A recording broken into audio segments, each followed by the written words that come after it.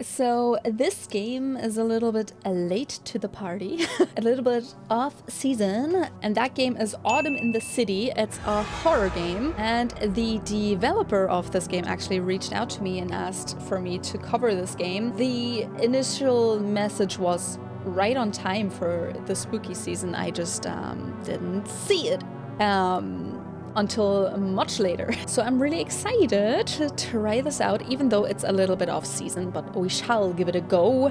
Let's jump straight in. Hello everybody and welcome to this video of me playing Autumn in the City. Okay, so here we are. It is Autumn in the City again. It must be well past midnight now. A not unpleasant wind sneaks through the awnings of a towering apartment block. To your south is a small canal, fallen leaves covering the water. To your east is a salmon brick housing complex. The spirits here mingle with the thinning wind, the breeze mixing in with spirit whispers. Press Q to view the ghosts here. What will you do? That is a very good question. I pressed Q.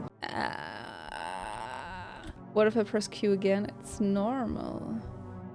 Do I want Q to be pressed? What is this? This looks like it's a ghost. Oh, it's not. But there's a person. Oh god.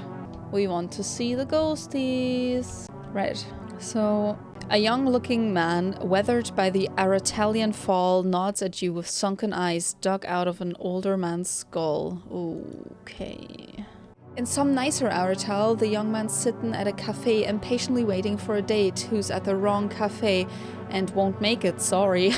Okay. He has a cup for spare change that's empty but doesn't matter. Nothing's for sale anymore. You, hard times. Bum. Hard times my whole life, mi fantasma. Why aren't you inside the complex? It's unlocked. Can't stay there for more than a minute without police tossing me out. Police still patrol here? Nah, police only patrol if you show up with cash, and nobody would pay to protect the street. They come anyways if you call enough though. Good practice, bum like me. Why aren't you asleep? Thanks for keeping me company and leave. Yes, perfect. Let's take that. Okay, so if we switch to the ghost view, can we talk to the ghost? A stout ghost man rests his head on the dull grey concrete. He is, or rather was, wearing a thick green-blue flannel. He's scarred. Where is it?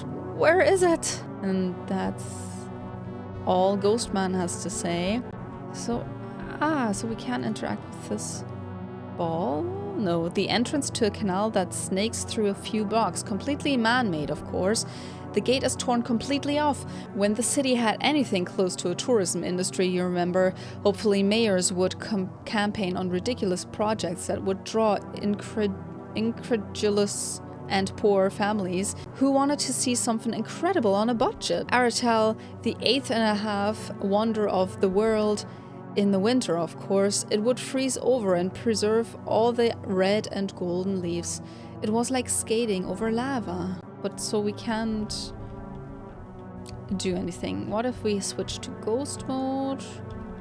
So same. Alright, let's head on then in here. This is a different door. Where there was a door, there is a calling space. It is a kind of dream catcher for ghosts. But no, it is not time yet. You feel yourself being called towards the room behind this door to be swallowed up by it. But it is necessary first to know who you are. Yeah, I guess that makes sense. Oh, what about this door? Q.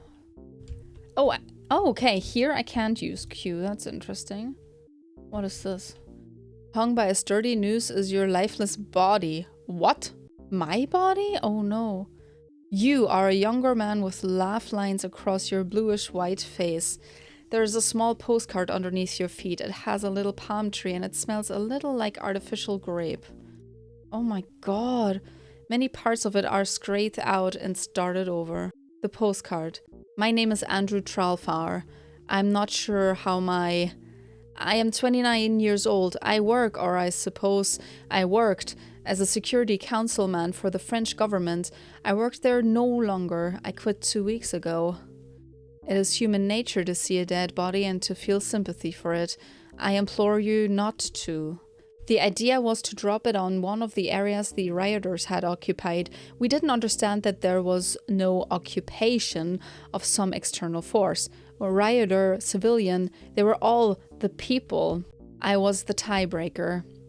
So I am here. Kick me, spit on me, whatever. Do what you will. When you're done, please just forget about me. Brick up the wall, leave the postcard. Let me confess to God forever. With love, the tiebreaker. Oh my god. There it is. Now you know who you are, you suppose. Maybe there's someone around here that's looking for you. Okay. Well, let's leave. So can we now go to this room that we apparently can only enter once we know who we are? Yes, we can. Okay.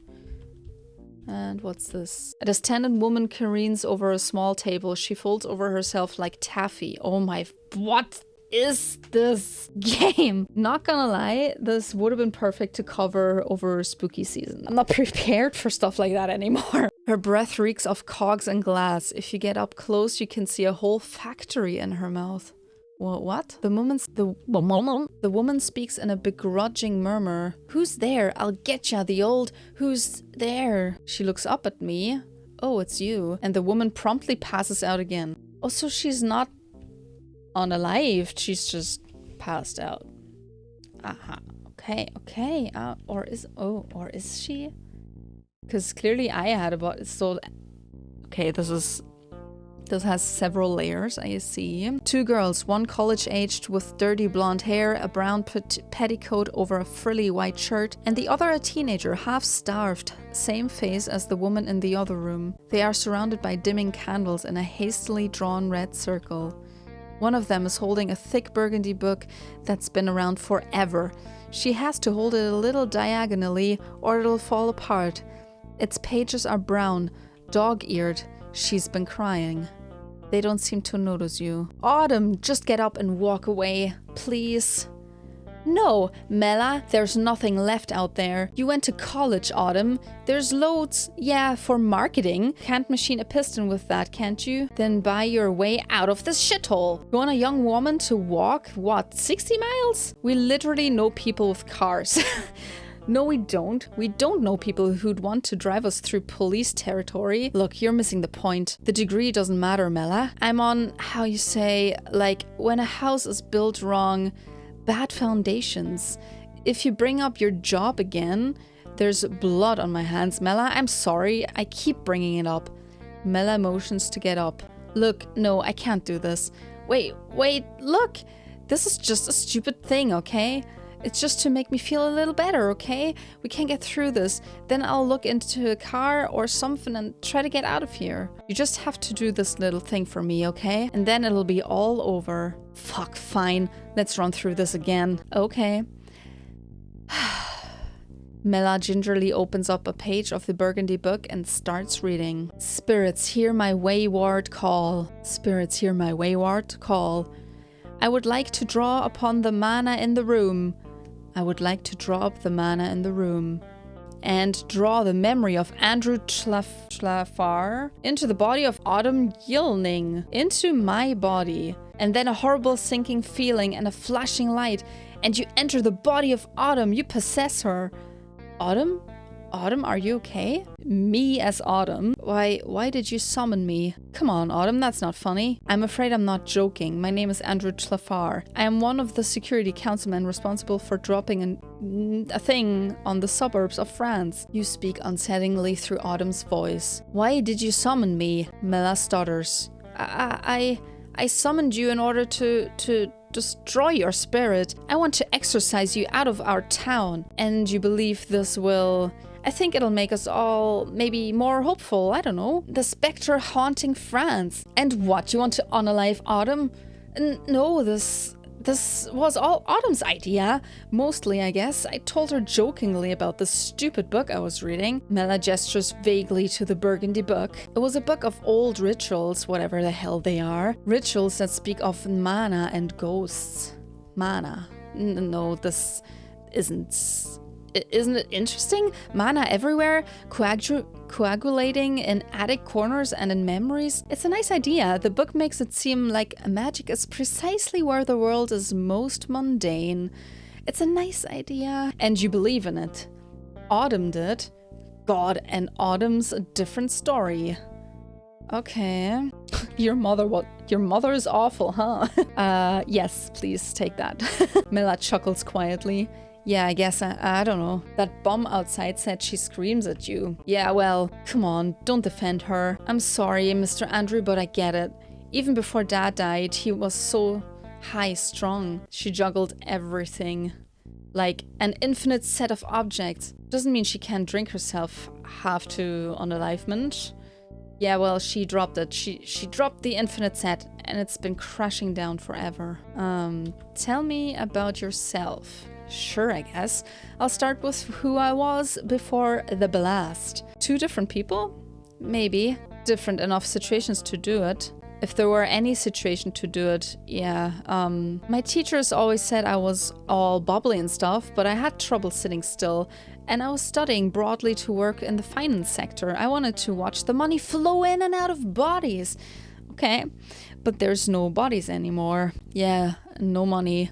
Now, I don't know. There's an old library that closed down during the revolution. All its windows are broken now. I go there sometimes. I read. Mostly I just walk around the city though. I walk for hours. What do you do while you walk? Nothing. I don't do anything else. I'm not even sure. I look around. I just need to keep moving. Okay, so tell me about Autumn then. So the body that I'm in. I don't know what you want me to tell you. Is she suicidal? Well, I guess she has some issues. She always did. Her dad wasn't so nice, but her mom was. She was rich, I guess, but she was always working. She had to provide for their family's lifestyle. She was just so high-strung, and I guess her job was the thing that broke her. I don't know. Her job. Mela falls silent. And that's all we can do here for now. The room falls silent. There is nothing but the thinning crackle of the candle wax. How did you go, Mr. Andrew? I tied something around my neck, I guess. Oh my... Good thing I'm not monetized. Couldn't take the guilt, I guess. You thought you could. No, I don't suppose I did. Mela's taken aback. You knew that you wouldn't be able to take the guilt? I suppose some part of me did. Some quiet part of me. But that good old flag... Anyways, that's ancient history now. So am I. Ancient history, I've always hated that phrase. How come? I don't know, it's always so dismissive. Lots of ancient history matters. It matters so much, we study it. We hold it up to the light. We take great pains to hold it up to the light. Yeah. You think we would have met if you weren't a ghost? Sorry? Just thinking, it's kind of interesting. This is one of the first few pleasant conversations I've had in a while, haha. Yeah, we might have met, probably not, doesn't matter, we didn't. Doesn't matter, we didn't. When I was a lot younger, there was this awful scone place Autumn and I used to go to. The scones were so crumbly and chalky and they only had 2 flavors. Blue and none. You mean blueberry? No, God, I don't think that stallkeeper knew what a berry was. It was just, you taste it and it was blue. Yeah, they were awful. I have no clue why Autumn liked them. I think she was messing with me. She'd always find out a way to get rid of hers. I read that wrong, I think. I would do something for one of those stupid scones right now. Okay. What happens to me? I don't think I want to tell you. There's clearly something in it for you if Autumn goes. If Autumn doesn't go here, does my spirit linger here forever? It's not so bad, you know. We wouldn't be so different, haha. Just spirits lingering around. And if you shoot Autumn, I go to heaven or hell or whatever. Not hell. Maybe not hell. Finish this. So you want me to, what, ask you to do something with Autumn? No! Please, sir. You understand she's manipulating you, right? You're being manipulated. Look, I'm sorry. I'm sure someone else will summon you. You'll be free eventually. I can't do it now, please. If you ask her to do something with Autumn, you'll be freed from your purpose as a ghost. Your drive will be fulfilled. You'll go to whatever's waiting for you. Okay. But if you ask her to spare Autumn, you'll linger here forever. I honestly don't think Mela will do it even if I ask her to. Let's see. Oh, the music changed. What? I want you to exorcise me. I would like to be free. I don't know if I can do that. You have to, Mela, you have to let me be free. You have to let Autumn be free too. You have to purify her. Okay, Mela. I will count down, okay? 5, 4. Mela's eyes are completely shut. She's trembling. 2, 1. She fires.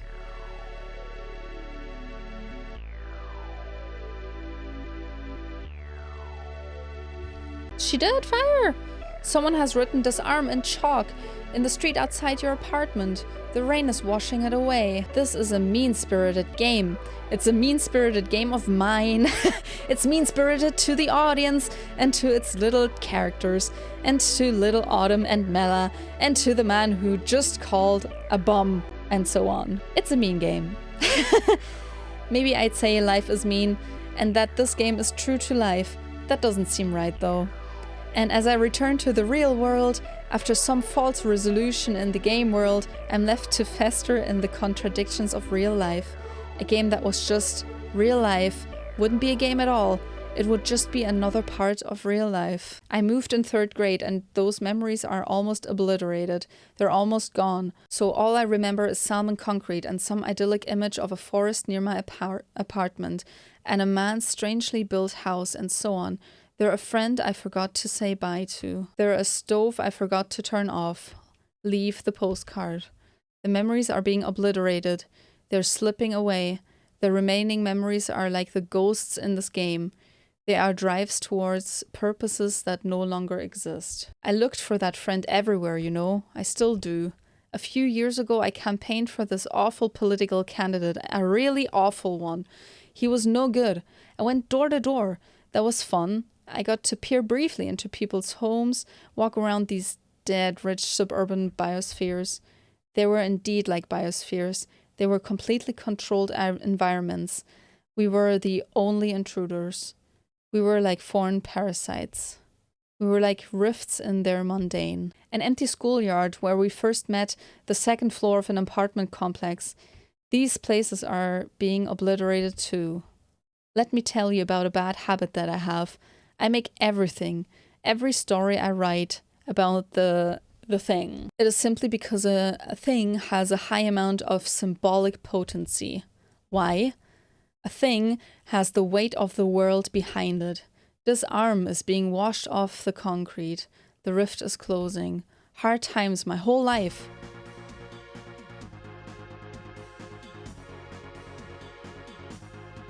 Okay. This is deep. And to any ghosts in the crowd, I'll tell you something only you can hear. I guess I'm not a ghost and that's why I can't hear it. Okay, everybody, thank you so much for watching this video. This was a pretty short game.